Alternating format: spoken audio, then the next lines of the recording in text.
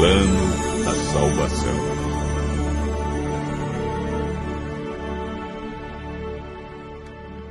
Para Deus, não importa o que fomos ou o que fizemos no passado.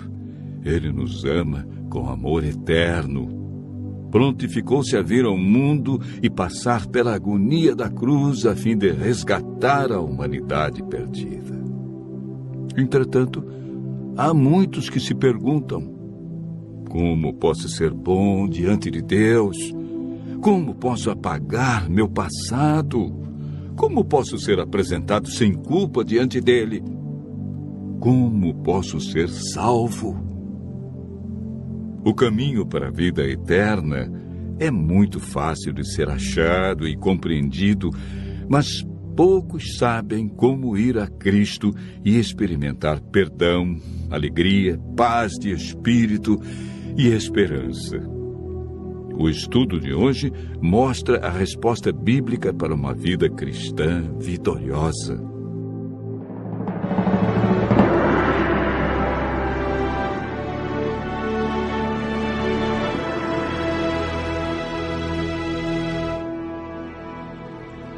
Assim que entrou o pecado no mundo, a divindade foi movida de compaixão pelos seres humanos.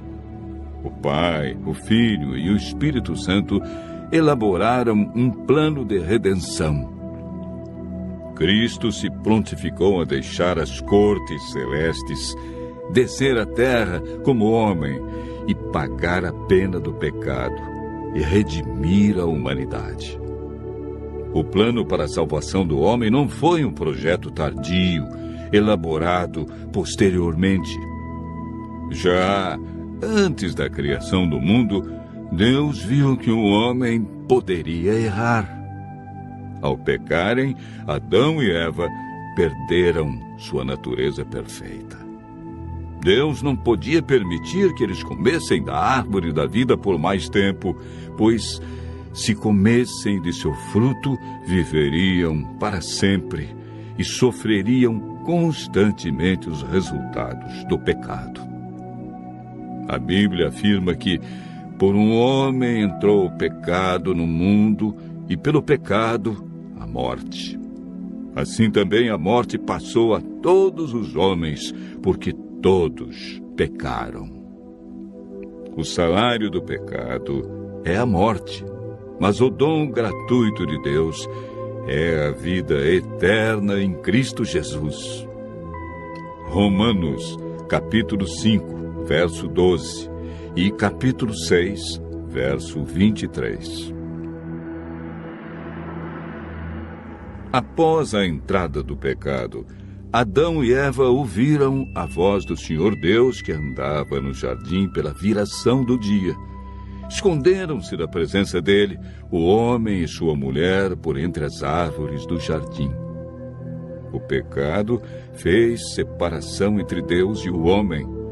Ainda que o homem tenha fugido do seu Criador, Deus lhe deu a certeza de que seu único filho deixaria o céu e nasceria de uma mulher. Não faria uso da sua divindade e, através de sua morte na cruz, acabaria com o domínio de Satanás neste mundo. Desde a entrada do pecado, o ser humano foi destituído da glória de Deus e perdeu sua natureza perfeita. Lemos em Gênesis, capítulo 6, verso 5. Deus viu que a maldade do homem estava se multiplicando na terra e que a vontade do seu coração era continuamente má. O salmista Davi declara: porque eu nasci em pecado, e em pecado me concebeu minha mãe. O profeta Jeremias descreve o estado do coração do homem após o pecado.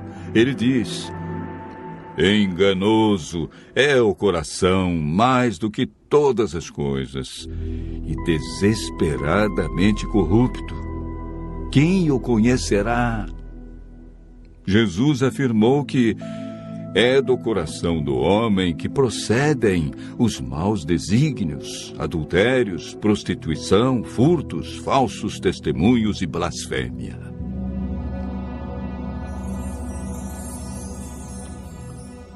Primeiro Coríntios 2, verso 14, afirma que o homem natural não aceita as coisas de Deus porque lhe parecem loucura. O apóstolo Paulo relata a grande luta que existia em seu coração. Ele declarou: porque eu sei que em mim, isto é, na minha carne, não habita bem nenhum, pois o querer o bem está em mim, não, porém, o efetuá-lo, porque nem mesmo compreendo o meu próprio modo de agir, pois não faço o bem que prefiro, mas o mal que não quero, esse faço. Mas se eu faço o que eu não quero, já não sou eu quem o faz, e sim o pecado que habita em mim. Romanos, capítulo 7, versos 18 a 15, 17 a 20.